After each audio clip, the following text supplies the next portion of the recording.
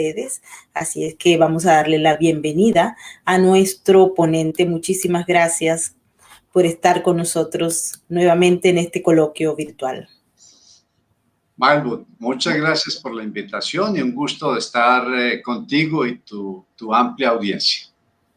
Sí, bueno, precisamente vamos a discutir sobre el tema del neototalitarismo y quisiera que nos explicara justamente cómo observa esto que se ha venido conformando con estos nuevos regímenes que, si bien parten del totalitarismo y el autoritarismo del siglo pasado, están llenos de otros elementos que anteriormente no estaban prácticamente ligados a este poder político y militar. Hablamos de las nuevas tecnologías, hablamos de estos socios suprarregionales que han influido tanto en esa conformación del modelo. Entonces, quisiera que lo planteara así desde el punto de vista militar y desde el punto de vista político, ¿cómo lo ve? Adelante. Bueno, Margot, la realidad es que el terror es una situación físicamente prácticamente humana. No, aunque los seres que nosotros llamamos inferiores, los animales, manifiestan en su momento también miedo ante un castigo o un eventual riesgo, somos los seres humanos los que procesamos todo un sistema de preservación de nuestra vida que empieza por un temor, sigue hacia una intranquilidad, empieza con una intranquilidad, sigue con un temor, pasa el miedo, llega el terror y termina en el pavor, que es cuando ya no tenemos conciencia de nosotros y simplemente huimos, corremos, nos escondemos, nos encomendamos a Dios y que sea lo que suceda. El terror es un arma entonces fundamentalmente de origen psicológico y ha sido utilizado a través de los tiempos como arma política. Los estados utilizan el terror también de diferentes maneras. Los grupos terroristas, por supuesto, que utilizan este instrumento para lograr, por lo general, efectos políticos. Nosotros entendemos que hay dos grupos grandes de terroristas. Los terroristas políticos, los que cometen actos atroces que impactan la psiquis de las personas y las llevan a sentir esta escala, esta graduación de sentimientos de miedo hasta el pavor, pasando por el terror. Y los terroristas delincuenciales que utilizan ese mismo instrumento de dominación, de control, de sometimiento, pero para efectos básicamente comerciales. Da la coincidencia de que hoy en día, por ejemplo, en mi país, en Colombia, existe narcoterrorismo, en donde grupos tradicionalmente terroristas como las FARC o el ELN, que están ahora totalmente entregadas al narcotráfico, utilizan estas actividades terroristas como un carro bomba, como asesinatos selectivos y demás, para, dicen ellos, lograr objetivos políticos, cuando en realidad lo que están es peleando con otras bandas por control de rutas del narcotráfico y demás. Pero el principio activo del terrorismo es, si tiene 10 personas, mate a una, asesine a una de la manera más atroz y las otras 9 se van a someter a su control porque van a quedar impactadas, van a quedar aterrorizadas. Los estados pueden utilizar el terrorismo, especialmente los estados totalitarios, en diferentes niveles. Pueden ejercer un terrorismo jurídico cuando el aparato de justicia no se convierte en un aparato para aplicar justa y pronta justicia ante violaciones a un código establecido, sino que se convierte en un instrumento de represión jurídica. Y entonces lo que hacen esos aparatos es aterrorizar a los ciudadanos de ese estado, que se verán cohibidos, se verán constreñidos a no intentar nada que vaya en contra de lo que dicte el Supremo, so pena y miedo de ser controlados por este aparato jurídico. Pero también hay otro tipo de terror que hacen estos estados totalitarios, y es el terror económico, restringiendo, penalizando, sometiendo económicamente, como en el caso reciente de Venezuela, a la libertad de prensa. Es una combinación de terror jurídico con terror económico, con la gran penalidad someter de aplicar al diario El Nacional, sacándolo prácticamente de circulación con esa cantidad de dinero que tiene que pagar. Eso también es una forma de terror. Ya los demás medios saben lo que puede pasar económicamente y no se atreven a disentir ni a hacer como deben ser la prensa libre e independiente. También existe el terror moral, cuando el Estado utiliza los diferentes medios de comunicación y en nuestros días las redes sociales para estigmatizar, para señalar, para condenar públicamente personas, organizaciones que no marchan de acuerdo a sus criterios y de acuerdo a sus lineamientos. Y llegamos finalmente al terror físico, a la violencia física, como la violencia moral, y tan terrible como la violencia económica y como la violencia jurídica. Pero la violencia física tiene un efecto inmediato. Los estados que utilizan, en primer lugar, la fuerza del Estado, deben de estar legitimados en el uso de esa fuerza. Y esa legitimación quiere decir que ese Estado ha sido elegido en justa, abierta y competitiva contienda electoral. Cuando hay lo que sucede en países como en Cuba, en donde 60 años se queda un gobernante, no solamente él, sino su familia, o como en China, en donde el Partido Comunista Chino viene gobernando desde hace 60 y pico de años, o como en Venezuela, en donde la dictadura ya va para más de 2 décadas de permanecer ahí sin darle opción a otros partidos y a competir. Eso ya le resta legitimidad a ese Estado para que pueda emplear la fuerza con legitimidad.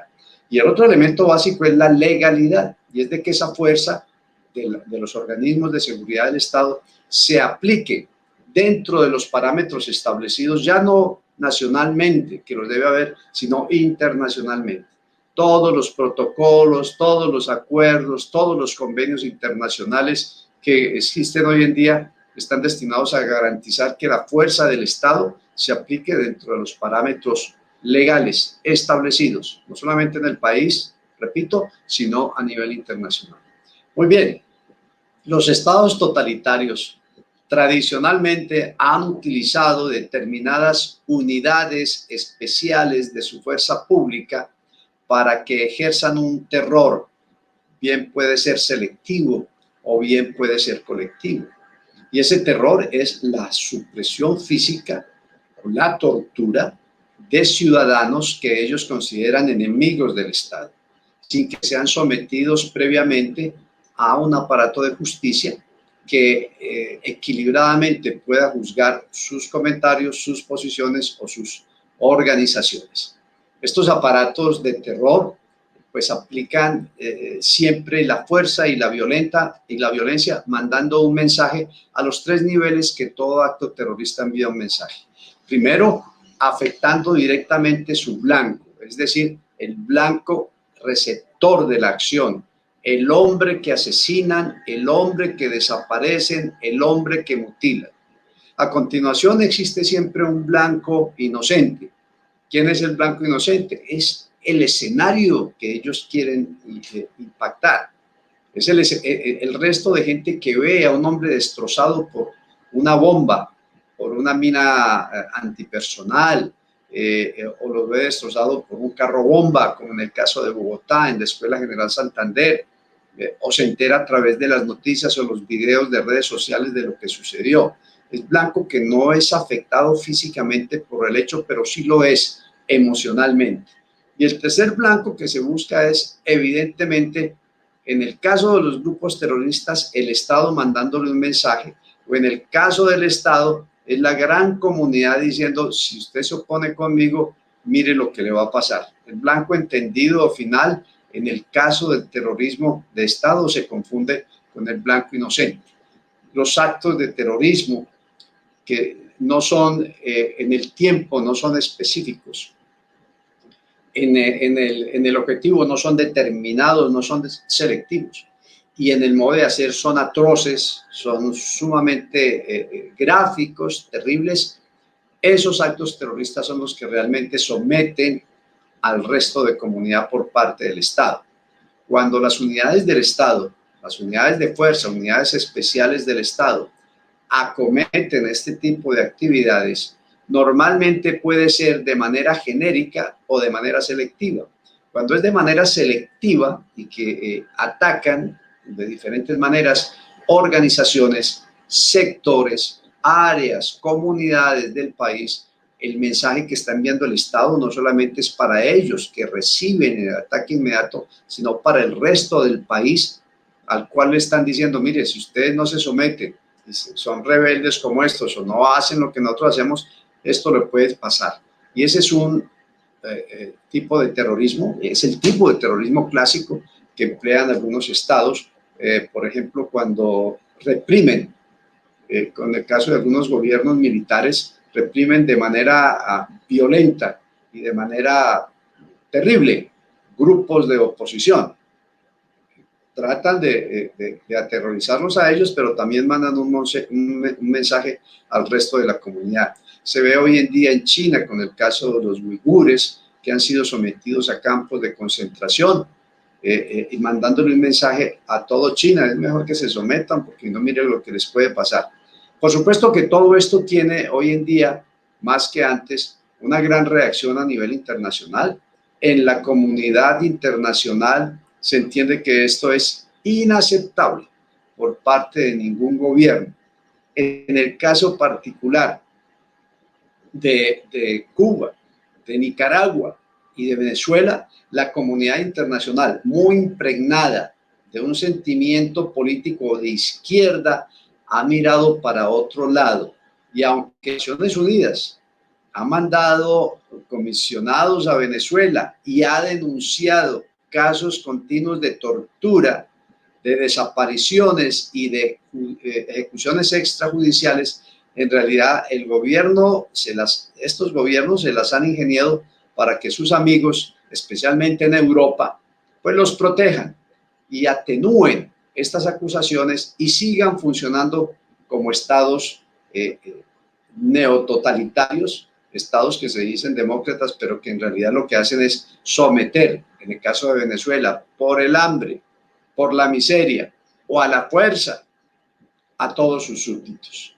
He ahí la explicación por qué la gente está huyendo de Venezuela, por qué la gente huye de Cuba, por qué Nicaragua está postrada como está.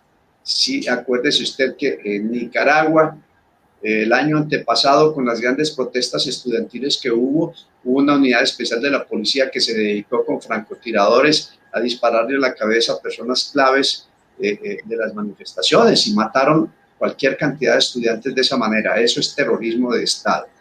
Es empleo sistemático de la violencia atroz contra, en general, la población o contra grupos seleccionados de la población. De modo que eso se está viendo, se ha visto en el pasado, especialmente en los regímenes comunistas, en los regímenes totalitarios, el nazismo, el fascismo.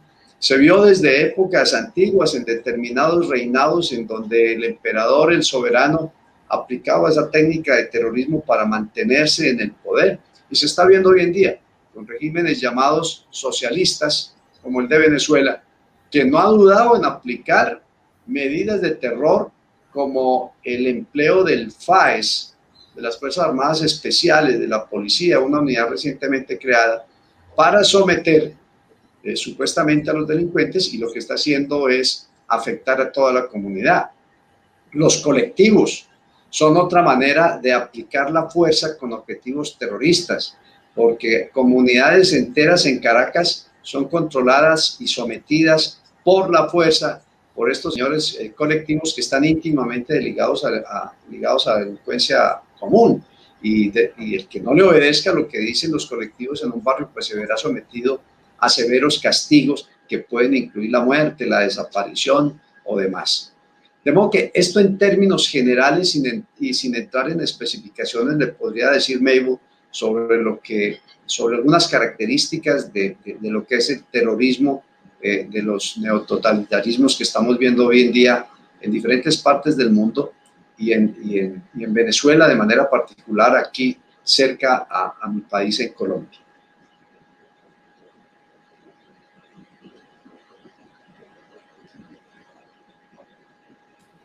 Realmente la explicación es muy apropiada para tratar de entender, por ejemplo, que estos modelos desplazaron a la democracia porque utilizaron algunos factores esenciales del sistema para llegar al poder y luego para cambiar toda la estructura. Por ejemplo, las elecciones.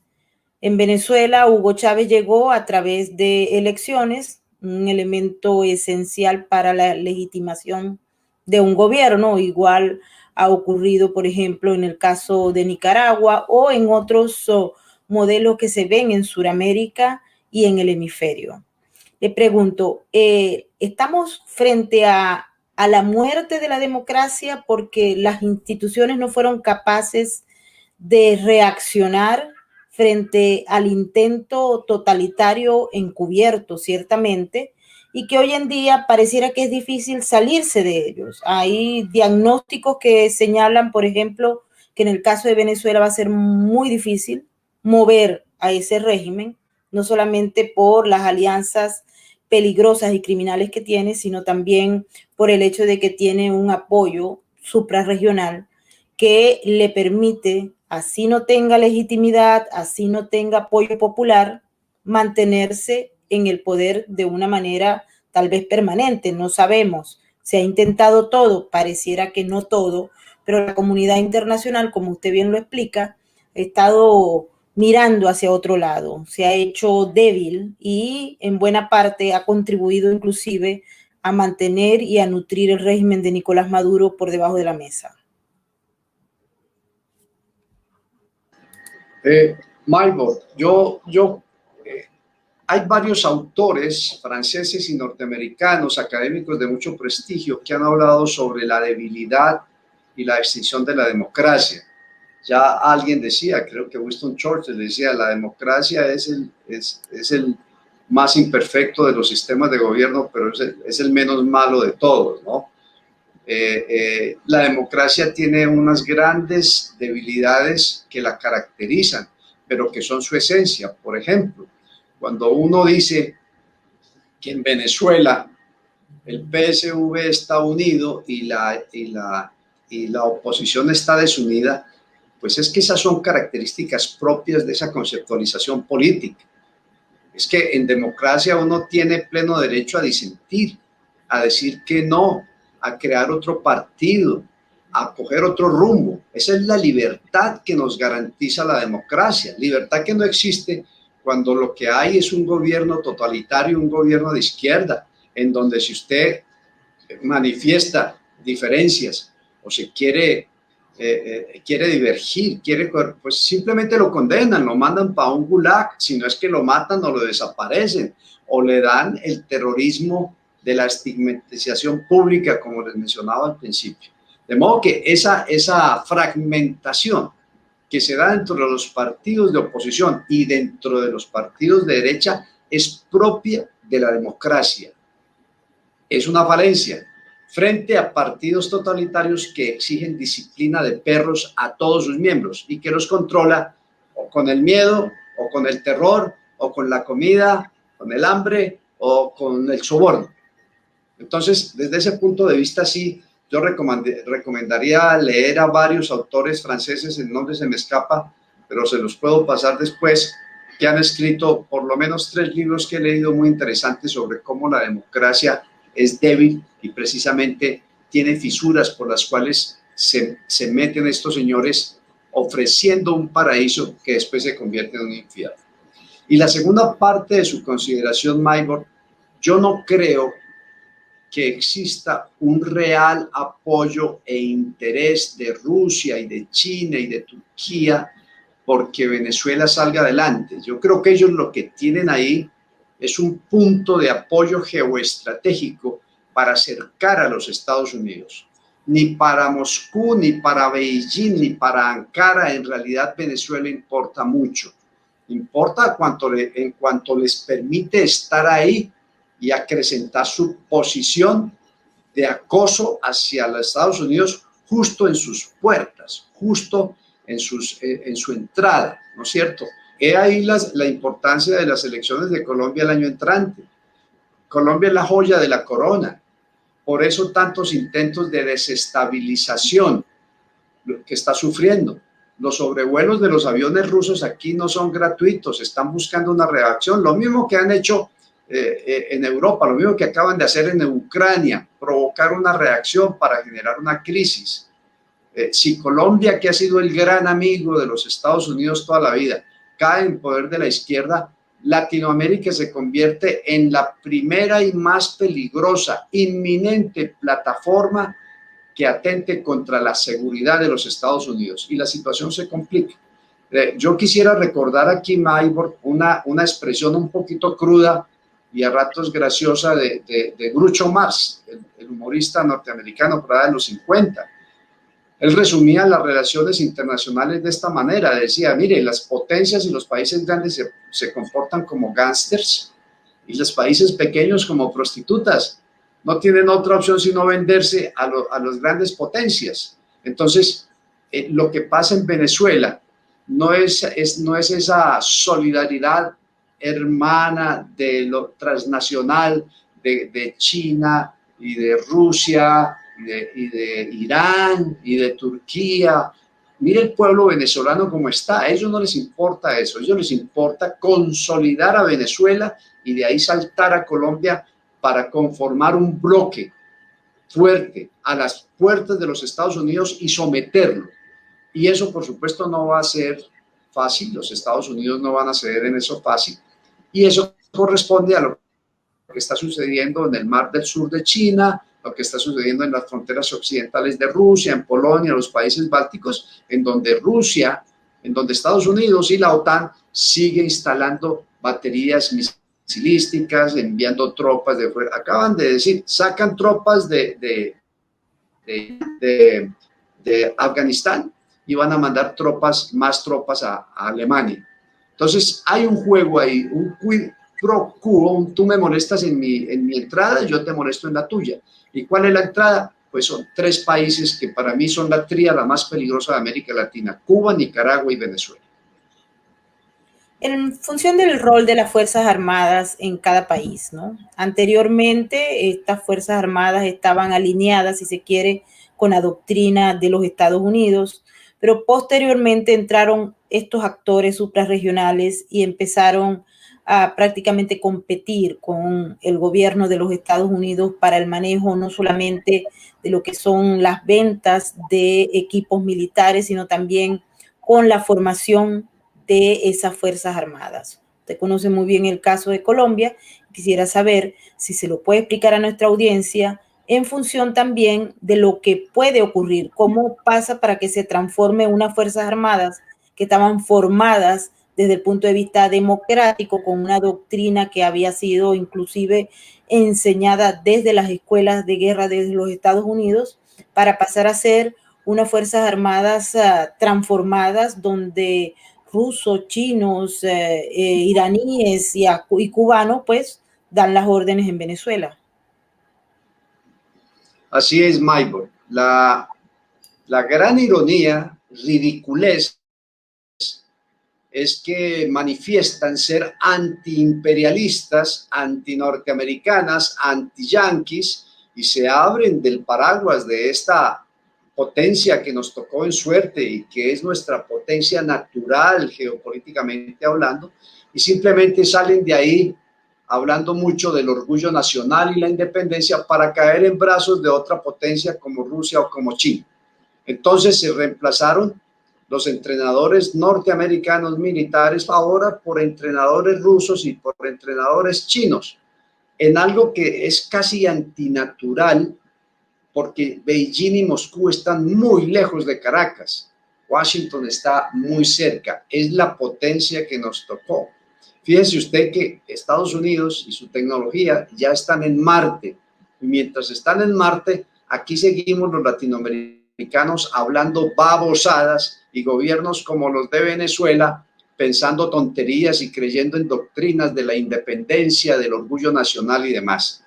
Lo que hacen los gobiernos de izquierda, y aquí en Colombia se ve que es la intención, y ya lo lograron en Venezuela y en diferentes, en Nicaragua, en Cuba, por supuesto, en Bolivia no pudieron, en Ecuador no pudieron, pero lo que buscan ellos es transformar un ejército nacional, democrático, subordinado al poder civil, electoral, democrático, y convertirlas en la guardia pretoriana de una camarilla que gobierna el país.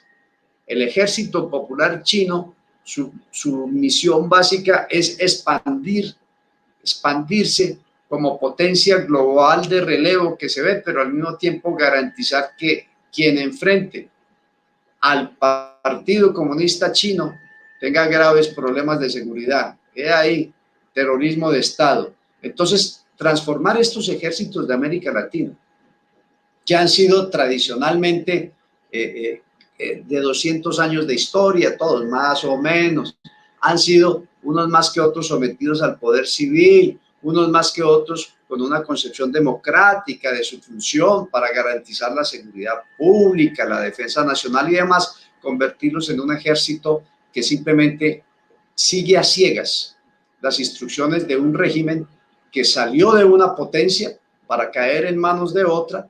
Y con lo que yo le dije anteriormente, a esa otra le importa nada Venezuela y su gente. Ellos lo que quieren es posicionarse geoestratégicamente en América Latina, y ahí tienen a Venezuela. Rusia tiene ya un pie muy bien establecido, un pie militar muy bien establecido en Venezuela. China avanza también económicamente, aunque también con determinadas actividades militares. Irán está ahí desde hace 20 años fortaleciendo a Hezbollah, grupo terrorista por excelencia de subrogado de Irán, y ahí están en Venezuela, y su enemigo, su rival, ¿cuál es? Estados Unidos. Entonces, el Ejército Nacional de Venezuela no se entiende que se haya transformado en eso, no se entiende que un ejército como el venezolano calle y haga un mutis mientras sus conciudadanos se mueren de hambre, se mueren por falta de medicina, en donde la violencia es, mire usted lo que pasó en la Cota 905, ahí cerca, en estos días en Venezuela, increíble. Tantas veces que pasé yo por ese túnel yendo para Maiquetía o llegando y todo, y ahora increíble cómo emboscan a esas patrullas y matan a los inspectores del CICPC y todo lo demás. ¿Qué hace el ejército? ¿Qué hace el ejército? Nada, simplemente permite que un régimen que se robó a Venezuela, país que producía 3, 4 millones de barriles de petróleo y ahora no produce sino 300.000, es decir, son ciegos ante la realidad. Están sometidos como guardia pretoriana a garantizar que esa camarilla ladrona siga en el poder, y ellos siguen ahí por culpa de los militares, porque los militares son los que le garantizan a ellos la permanencia en el poder.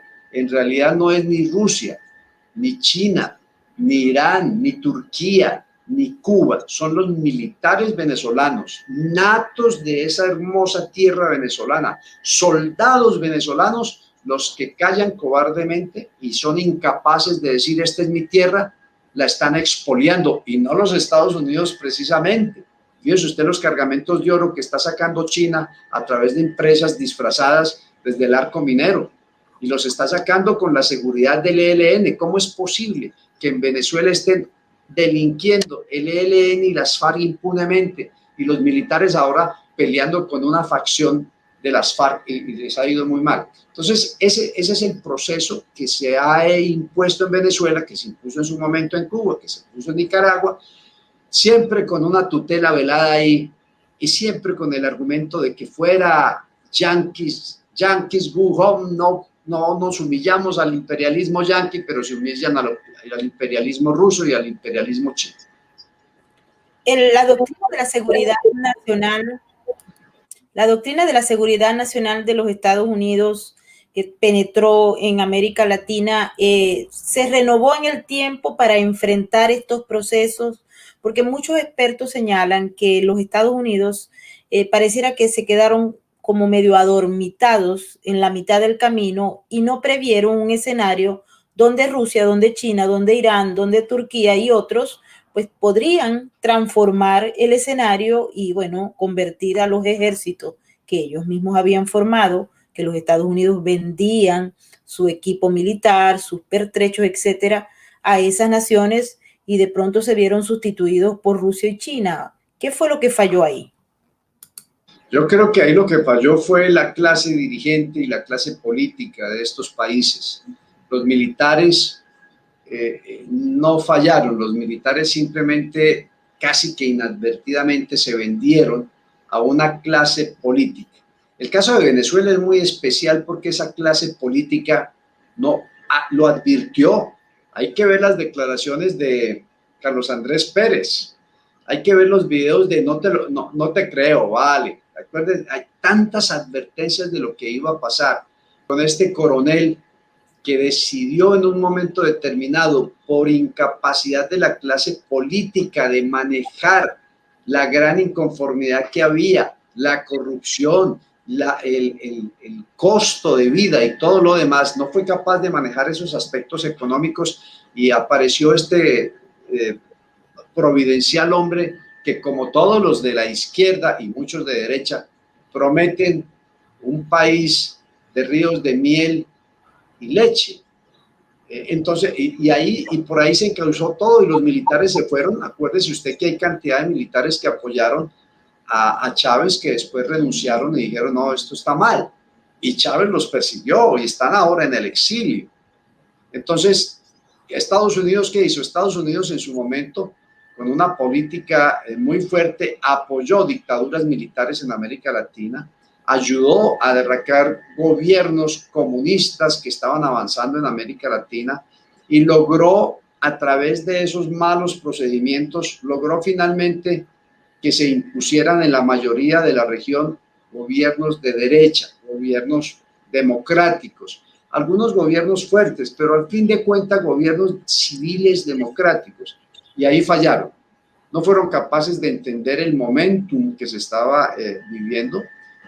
Se olvidaron de la gente y eso lo que hizo fue abrirle el camino a los de izquierda para que volvieran, ahora ya no con armas como fue la época de las guerrillas en América Latina. El único país que sobrevivió a un ataque guerrillero de 60 años fue Colombia y subsistió con su democracia imperfecta, con problemas, pero democracia, compárenla con lo que se vive en Venezuela ahora.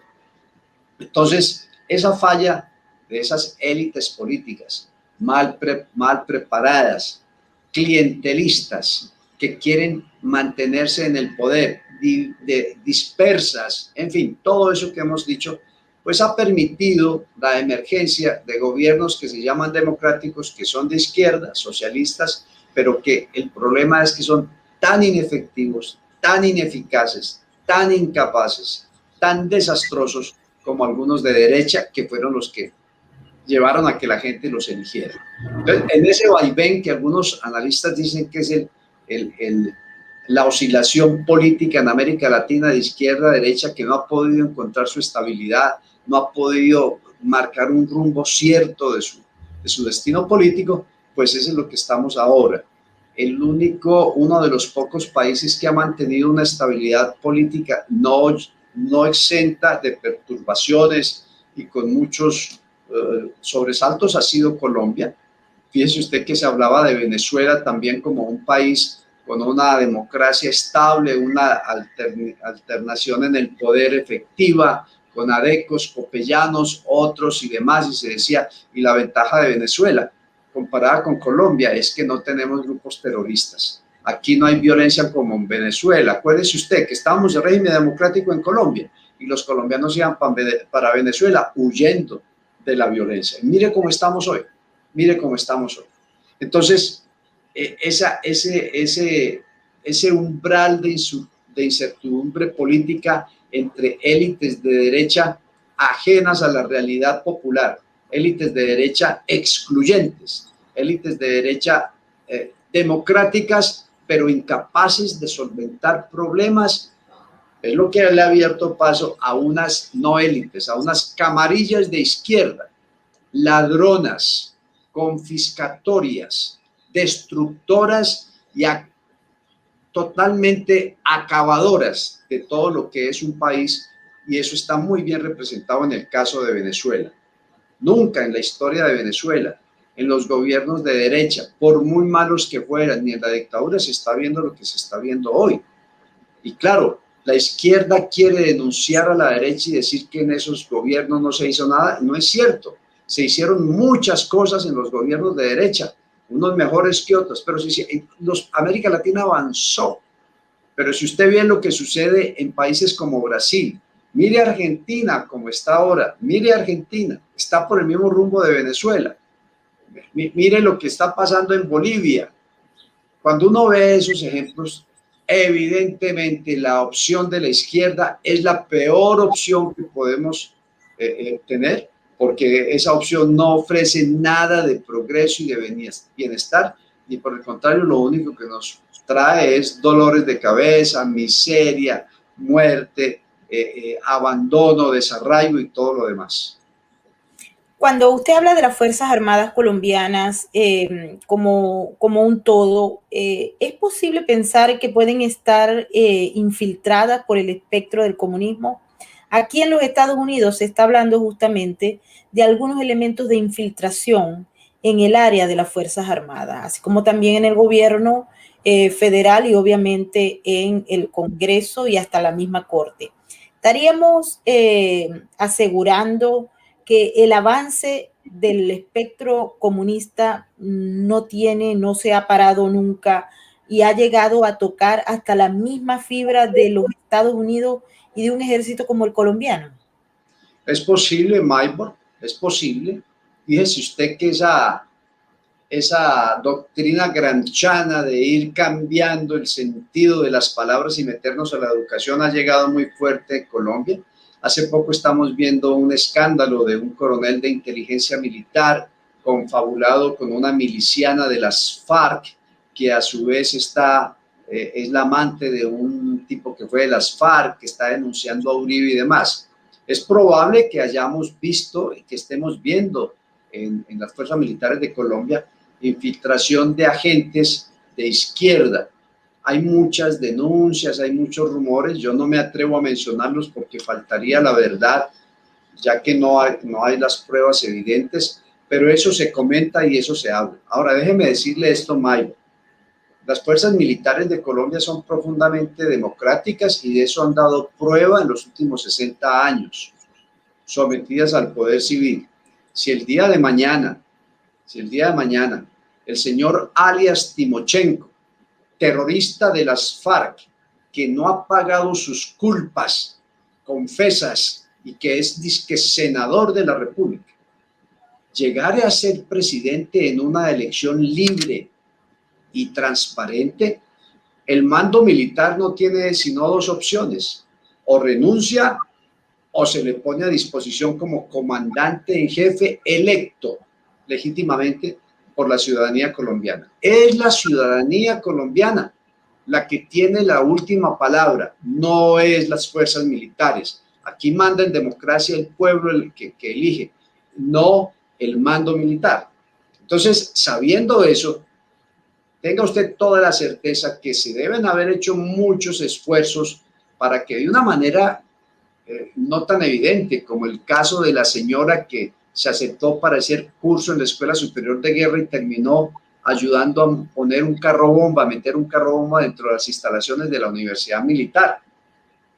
Un carro bomba es un arma, es totalmente ilegal por el derecho internacional humanitario, por todo. Sin embargo, la JEP, ese monstruo creado en Cuba nada menos que por el secretario del Partido Comunista de España, que dijo que él fusilaría a todos los miembros de la Casa Real Española, un leninista convencido. Él creó ese asunto de la JEP. La JEP dijo que no, que la señora esta era inocente. Pero hay otras maneras más sutiles de infiltración. Cuando se traen expositores, instructores, conferencistas de la izquierda que siempre envuelven su ideología con un ropaje de supuestamente ciencia, supuestamente conocimiento, supuestamente apoliticidad, ¿no? Y los traen, y muchos de los cuadros del ejército compran esas ideas porque no hay quien les explique que ese señor que posa de experto en seguridad y que hace investigaciones de seguridad es nada menos que un amigo del ELN, porque fue militante del ELN y no ha abandonado a sus compañeros.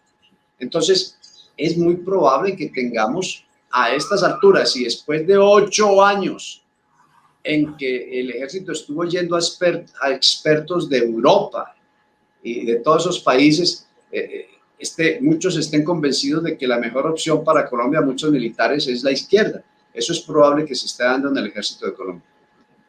Que muchos han planteado que la solución para el tema de enfrentar a este modelo neototalitario recae en la reacción de los ciudadanos. Y usted lo acaba de mencionar, son ellos los que prácticamente tienen la decisión en Colombia de prácticamente tomar el rumbo del país. Y se lo entregan a Petro, pues fue una decisión del pueblo. Por ahora no se habla de fraude electoral en Colombia, al menos no en la misma misión que se habla en Bolivia o se dice en Venezuela.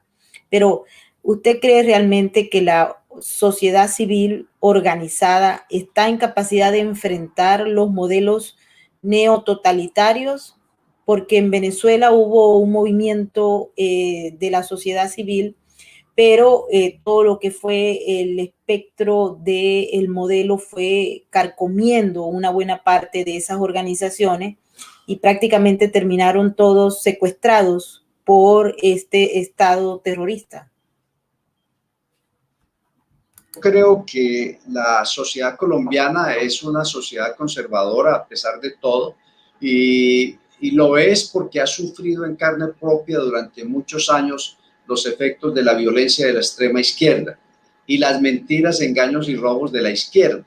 Déjeme decirle que las encuestas serias, no las encuestas alquiladas con intenciones políticas, sino las encuestas objetivas internacionales como las de Gallup, dice que en Colombia las instituciones de mayor credibilidad son en su orden. Primero, las fuerzas militares.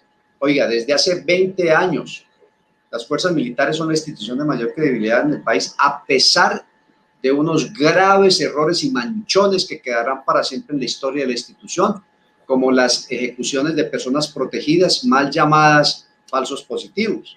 La segunda institución que está debajito de las fuerzas militares se llama la Iglesia, y la tercera institución son los empresarios. O sea que la gente en Colombia en su mayoría cree en sus soldados, sus curas y sus empresarios. Esto no es garantía de nada. Esto no quiere decir que porque las encuestas nos digan que desde hace 20 años la gente cree en el Ejército Nacional, en las fuerzas militares, pues va a seguir creyendo, y no. Esto es un indicador, pero es que ese indicador también demuestra una base política e ideológica muy fuerte. Y yo creo que esas encuestas que están sacando recientemente, que muestran a Petro como el gran opcionado para el año entrante, lo único que están haciendo es generando más miedo, generando más temor, y por lo tanto erosionando a la hora de verdad la capacidad de Petro. Ojalá me equivoque, pero es que el problema es muy difícil porque nosotros, todos los colombianos, estamos viendo día a día en nuestras calles, a pesar de la pandemia y las restricciones. Yo salgo de mi apartamento de aquí en la esquina, veo una familia de venezolanos con un letrero que dice: tengo hambre, soy venezolano, ayúdenme. Eso no lo puede tapar nadie, no lo puede tapar Maduro con sus peroratas, ni Vladimir con sus habladurías, ni Petro aquí con sus mentiras. Petro sabemos que es chavista, ha repetidamente amenazado con expropiaciones, fue asesor de Chávez, perteneció a un grupo terrorista que asesinó vilmente y en indefensión a líderes sindicales como José Raquel Mercado. ¿Y para qué le hago el relatorio de todas las barbaridades que cometieron? Poner a Petro ahora, desde ahora, para mí es una campaña muy peligrosa, pero es una campaña que realmente genera más miedo que confianza y va a perjudicar mucho a Petro en el panorama que yo le acabo de decir a usted. Espero no equivocarme, porque la opinión pública es voluble, la opinión pública cambia de un momento a otro. Los medios masivos y hoy en día las redes sociales están manipulando la opinión pública a través de mentiras, a través de montajes, y eso lo está haciendo. Las encuestas nos muestran hechos. Entonces, sobre la base de esas encuestas, que no es una fotografía, es una tendencia que viene desde hace 20 años. Dice uno sobre eso, contrastado o comparado con la realidad cotidiana que vemos en toda Colombia de los hermanos venezolanos. Yo creo que el pueblo colombiano, que ha sufrido tanto la violencia, no es tan solemnemente tonto para ir a caer en manos de una dictadura petrista que sería fatal para Colombia. Cuando ya se ha hecho el diagnóstico del caso Venezuela, se han propuesto una serie de estrategias. Hay estrategias que hablan sobre un acuerdo consensual de la comunidad internacional para impulsar una negociación con el régimen que conlleve a elecciones libres y transparentes. Esa estrategia se ha puesto en marcha en varias oportunidades y el régimen obviamente la manipula, la lleva al fracaso, juega con ella, etc. Hay otros que plantean una salida militar como el único camino para sacar al régimen del poder. Otros hablan de negociaciones a través de la OEA y de la ONU, que también se han puesto de manifiesto y no se ha logrado nada. Hay otros que plantean que Colombia, Brasil, el Grupo de Lima, que ya prácticamente está en el pasado, se junten e impulsen un cambio. Pero nada de esto ha traído un resultado. En principio no se conocía o no se quería reconocer que estos socios suprarregionales del régimen de Maduro y de sus satélites tenían tanta influencia en la región. Hoy en día el diagnóstico parece que está más claro. Pero viendo el panorama completo, ¿cuál es entonces la solución que se plantea para salir del régimen de Nicolás Maduro? Maybor, usted le está haciendo esa pregunta a un militar de carrera, a alguien que conforme pero sigue pensando en términos de análisis de seguridad y defensa. Para mí la salida es los militares venezolanos, la toma de conciencia de los militares venezolanos de la manera como están destruyendo su país, intereses extracontinentales que no obedecen a la realidad geopolítica de Venezuela. Para mí el primer paso sería convencer a los mandos militares, a algunos mandos, de que le suspendan el apoyo que es a la élite, a la camarilla que está en Miraflores y que es el apoyo que lo sostiene ahí. ¿Por qué? Porque los demás intentos ya se han hecho y, como usted lo ha dicho, han fracasado. Negociaciones con regímenes comunistas como el de Cuba no conducen a nada. Los comunistas, los fascistas, los nazistas como ellos se aferran al poder y ahí se quedan. Mire China, mire Rusia, mire Corea del Norte, mire Cuba. Asumieron el poder y ahí están hace 60 años y de ahí no lo saca nadie. Y claro, ellos dicen bienvenida a la negociación y sus áulicos y quintacolumnistas llaman, hay que hacerle una salida negociada. Hace poco oía yo a un expresidente colombiano vinculado al narcotráfico, que fue elegido con dinero del narcotráfico, el presidente Samper, en el Grupo de Puebla, diciendo, bueno, ya recuperamos Bolivia, vamos por Ecuador y tenemos que apoyar la política de Biden para que inicie una negociación puntual con Venezuela. ¿Cuál negociación? Todas las negociaciones con los comunistas o con gente de esta ralea cuya obsesión de vida es el poder, termina en fracaso. Aquí en Colombia tenemos Por ejemplo, el ELN, que es el grupo narcoterrorista más peligroso de América Latina en este momento, superior al primer comando de la capital de Brasil y al cartel de Sinaloa en México. Y es peligroso porque precisamente el gobierno venezolano le ha facilitado los medios para que se reconstituya. Con ese grupo se han presentado 5, 6, casi 7 intentos de negociación. Siempre fracasa. Ellos no ceden en nada, pero lo que sí piden es que cedan. De modo que, a mi modo de ver, Venezuela no va a salir de esta hecatombe si en primer lugar los militares venezolanos, los soldados patriotas venezolanos no toman cartas en el asunto, si no se dan cuenta de la realidad, que el alto mando está cooptado, que todos los generales y almirantes forman parte de la corruptela. Bueno, tiene que haber un coronel, como dice un humorista de allá de Venezuela, cuatriboleado. Tiene que haber alguien que diga, pero esta es mi patria. Que tengo la reserva más grande de petróleo del mundo y mi gente se está muriendo de hambre.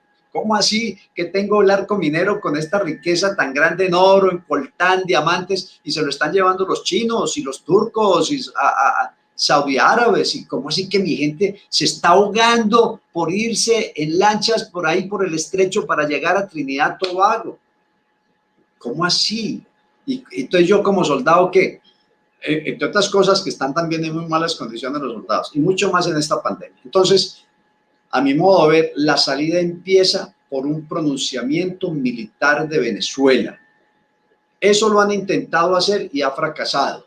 Es muy fuerte el control que ejercen los cubanos a través de la Dirección General de Inteligencia y Contrainteligencia Militar sobre aquellos comandantes militares que tienen mando sobre unidades críticas, unidades helicoportadas, unidades de tanques, que son unidades críticas para un eventual pronunciamiento. Todos esos comandantes, coroneles y tenientes coroneles los tienen a la vista, los tienen monitoreados, interceptados, y si se reúnen más de 2 veces con el otro compañero que está comandante de otro tanque, los llaman inmediatamente, los acusan de traición, los tienen acorralados, los tienen asustados.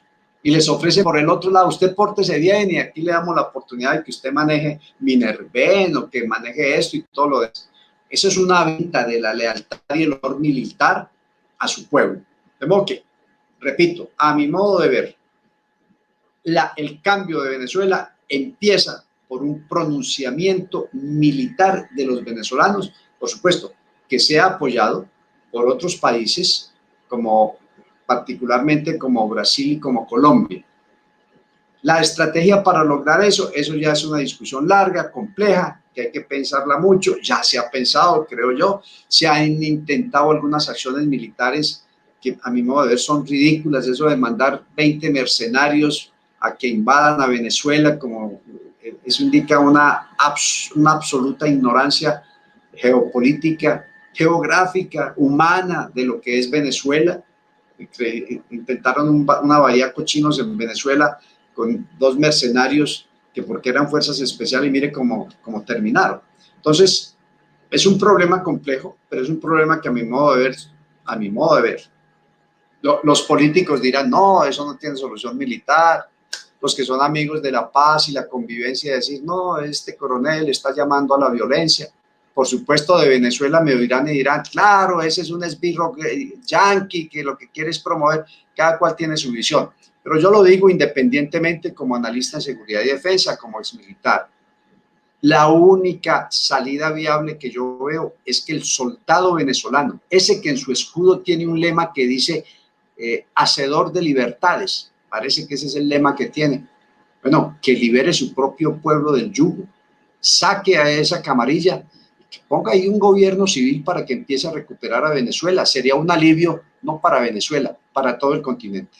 Si usted tuviese que darle al gobierno de los Estados Unidos un consejo para atender el caso de Venezuela y de otros modelos en América Latina que están en contra de la democracia y de las libertades, ¿qué le diría?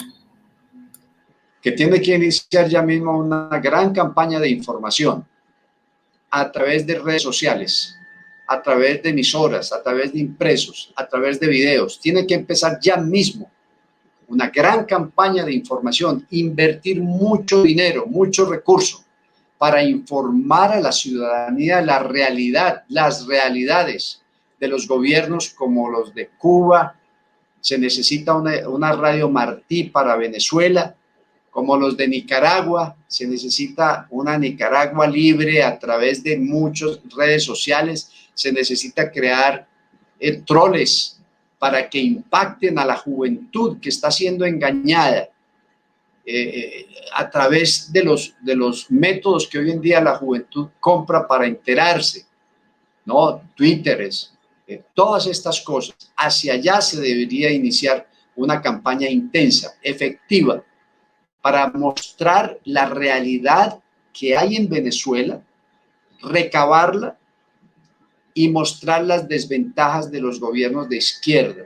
No necesariamente alabar a los de derecha, porque ellos también han cometido muchos errores. Pero mire, con todo lo que digan del gobierno de Colombia, lo que dicen desde Miraflores, pues todas esas barbaridades que dicen en Colombia, yo veo a los venezolanos y me veo hoy en día y digo, gracias a Dios, yo estoy limitado aquí por la pandemia, no más, pero yo tengo libertad y yo opino en contra de muchas cosas del gobierno y digo, eso está mal hecho, eso no me gusta, y a mí no me persiguen, a mí no me acosan. Eso sí, soy responsable de lo que diga, claro, cada cual tiene que ser responsable de lo que diga. Yo no ataco a nadie en particular a menos que tenga las pruebas. Eso no se puede hacer en Venezuela. Ataque usted el gobierno en Venezuela para que vea lo que se le viene encima, lo que hablábamos al principio del programa. Existe una maquinaria de terrorismo de Estado en diferentes niveles, económico, moral, de justicia y por supuesto, terrorismo físico, que es el más azotador de todos. Entonces, esa sería mi primera recomendación. ¿Por qué? Y tiene una lógica, porque es que lo que ellos han ganado y lo que ellos mantienen, lo han hecho más que a través de la fuerza, lo han hecho a través del empleo de los diferentes medios de comunicación, vendiendo fantasías muy bien elaboradas, muy bien diseñadas, muy convincentes, con verdades a medias, con mentiras totales, y la gente ha comprado eso. Los jóvenes nuestros en Colombia, siguiendo esa penetración de tipo gramsciano que han venido haciendo desde hace mucho tiempo gracias a la Federación Comunista de Educadores, FECODE, y gracias a, pues están convencidos, muchos de ellos, de que en realidad ante los problemas que tenemos en Colombia, primero, que es que los gobiernos de derecha son malos y que la democracia es ineficiente e ineficaz. En parte tienen razón. Pero segundo, que la salvación es un gobierno populista como el de Petro. Y ahí sí están totalmente equivocados. Están totalmente equivocados. Entonces, eso sería para mí el primer principal consejo que yo les daría. Mientras se trata de convencer a los venezolanos, a los soldados venezolanos de que rescaten a su país, mientras se trata de convencer a una cantidad de organizaciones internacionales que vean lo que está sucediendo en realidad en Venezuela, que ya lo han hecho, mientras eso se debe iniciar una campaña de propaganda muy fuerte, mostrando, no mentiras, mostrando la realidad de lo que sucede y previniendo de lo que nos puede suceder en el futuro. Coronel, muchísimas gracias por haber participado en este coloquio sobre el neototalitarismo. Gracias a usted, Maybor, por la invitación y bueno, estaremos atentos a las reacciones de su audiencia. Muchas gracias, Maybor. Bueno, y quiero darle las gracias a todos ustedes por habernos acompañado en esta emisión. Mañana, 20 de mayo, tendremos una nueva ponencia sobre este tema que nos está ocupando a lo largo de esta semana. Muchísimas gracias a todos y nos vemos en la próxima emisión.